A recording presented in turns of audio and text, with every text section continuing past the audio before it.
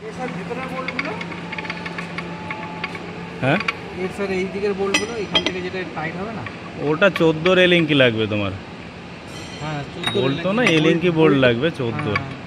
ওটাও লাগবে। হ্যাঁ, এই যে volcano coupling, coupler, volcano coupler, এই কাপলারটা ইঞ্জিন আর অল্টারনেটারের মাঝে লাগবে। অল্টারনেটারের রোটারকে ঘোরানোর জন্য এই কাপলারটা যোগ করা হবে।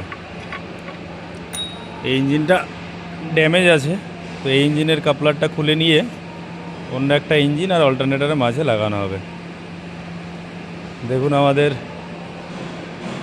500 এইচপির ইঞ্জিন, ডিজেল ইঞ্জিন,